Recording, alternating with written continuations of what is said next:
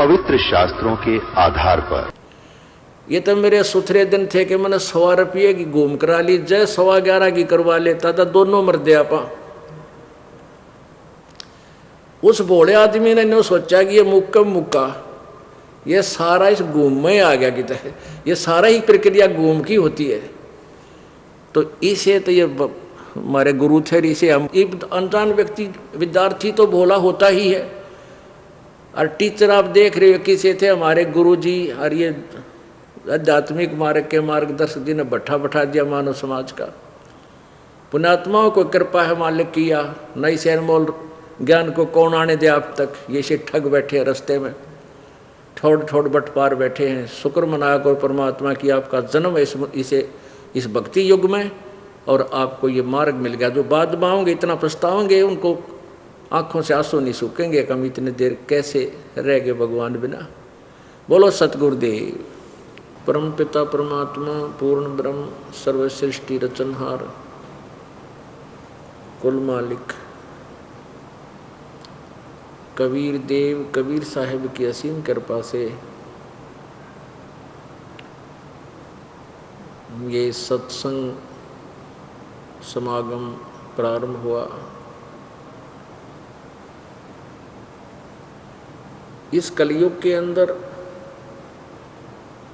यदि कोई वस्तु दुर्लभ है तो संत दुर्लभ है, सत्संग दुर्लभ है, और सभी बकवादे सुलभ हैं। गांव-गांव में नगर नगर में शराब के ठेके उपलब्ध हैं, आराम से सुलभ है। वो विनाशक वस्तु सुलभ है।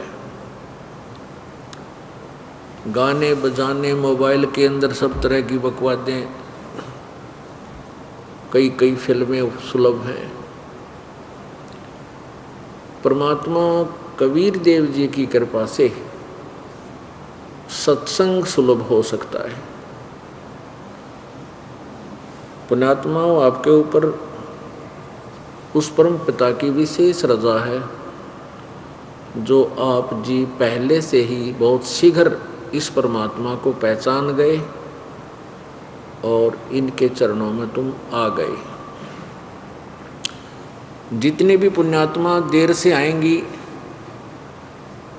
वो बहुत पश्चाताप करेंगी, उनकी आंखों से आंसू नहीं सूखा करेंगे, उनके हाथ से पिछला गया हुआ जीवन, निकला हुआ जीवन उनको रह रह कर कचोटा करेगा और इन नकली संतों को, इन नकली ऋषि महर्षियों को कोसा करेगा। आज जो प्रारंभ हुआ ये सत्संग, ये एक विशेष महत्व रखता है। परमेश्वर के उस पूर्ण परमात्मा के धरातल पर आने के उपलक्ष्य में ये सत्संग प्रतिवर्ष ज्येष्ठ सुदी पूर्णिमासी पर होता है। आज ये 4 दिन का समागम प्रारंभ हुआ। परमात्मा कबीर जी की असीम रजा है आप जी सत्संग में पहुँचे।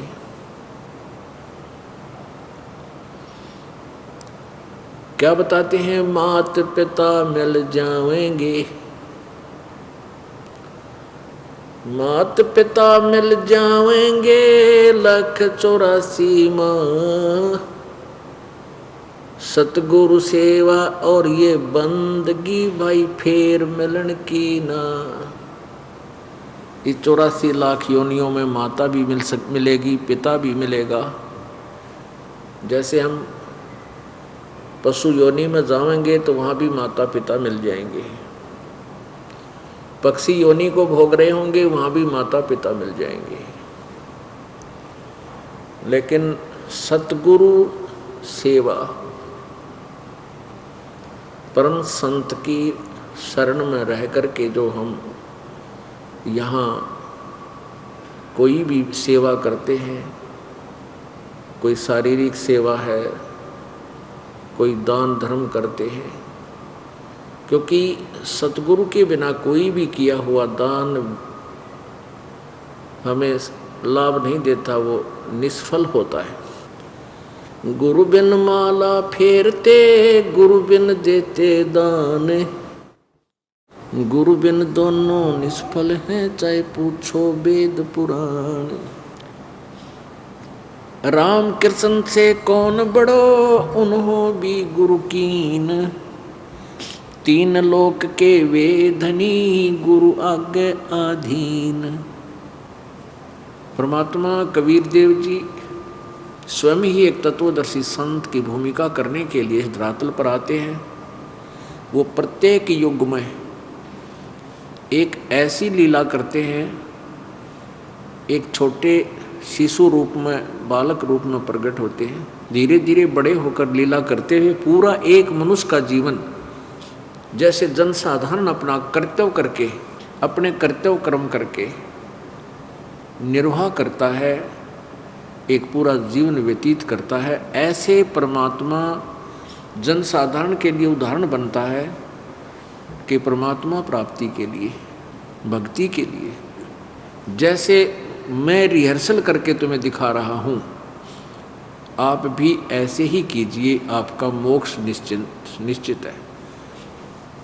इन काल के दूतों ने, अज्ञानी ऋषि महर्षियों ने काल प्रेरणा से भक्ति मार्ग को इतना उलझा दिया, इतना कठिन बना दिया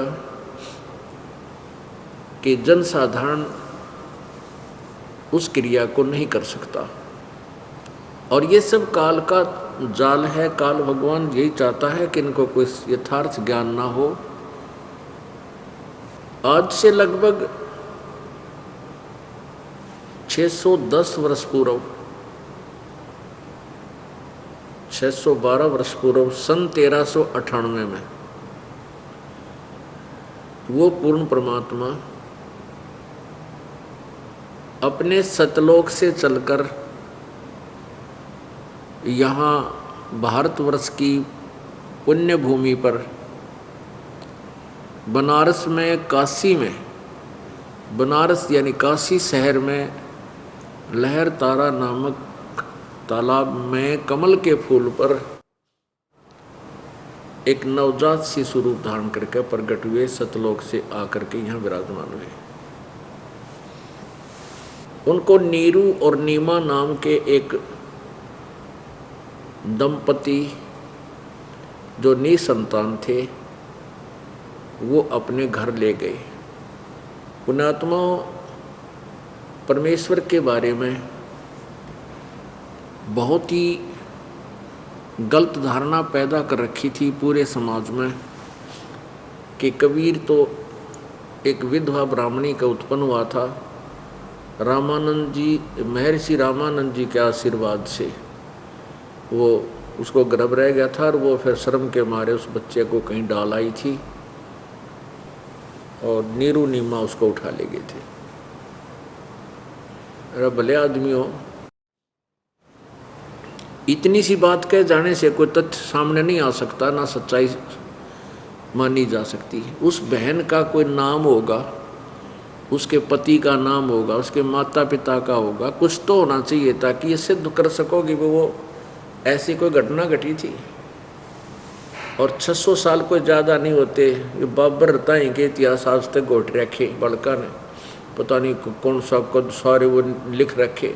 वो भी अवश्य आपके पास कहीं विद्यमान होता है यदि सच्चाई होती तो, लेकिन वह सच्चाई नहीं थी, वो कोरी झूठ थी। ना सतगुरु जननी जना उनके मान बापे, पिंड ब्रह्मंड से रहित है ना जाति नो ताप। उस परमेश्वर के बारे में बहुत से साक्षी गवाह हैं, परमात्मा की प्यारी आत्माएं, जिन्होंने उनका साक्षात्कार किया और फिर बाद में अपनी अमृतवाणी में उनके विषय में जानकारी दी। पूर्ण ब्रह्म परमात्मा कबीर देव जी प्रत्येक युग में आते हैं और ऐसी ही लीला करते हैं एक शिशु रूप धारण करते हैं, फिर धीरे धीरे बड़े होते हैं और फिर अपने सत्य ज्ञान का प्रचार करते हैं। सतयुग, त्रेता और द्वापर में परमेश्वर की इस अमृत वाणी को विशेष महत्व नहीं दिया जाता, लेकिन कलयुग के अंदर कबीर देव जी की अमर वाणी को, उस 5वें वेद को बहुत महत्व दिया जाता है, क्योंकि वो परमात्मा प्रथम चरण में आकर के वो लीलाएं करता है जो परमात्मा क्या करता है। परमात्मा क्या करता है? परमेश्वर कबीर जी ने बताया था कि वेद मेरा भेद है। वेद, इन चारों वेदों को अपने सिंपल लैंग्वेज में वेद बोला जाता है, हम वेद बोलते हैं। परमात्मा कबीर जी कहते थे वेद मेरा भेद है, मैं ना वेदन के माही, और जौन वेद से मैं मिलूं वो वेद जानते नहीं। ये चारों वेद मेरा ही गुणगान करते हैं, परंतु मैं वेदों में वर्णित विधि से मेरी प्राप्ति नहीं हो सकती।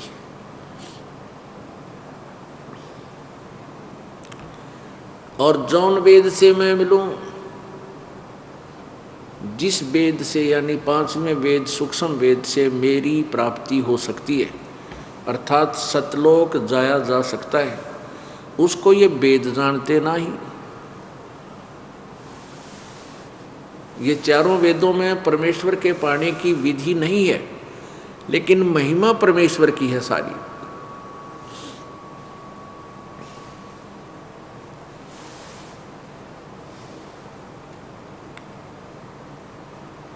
पुण्यात्माओं,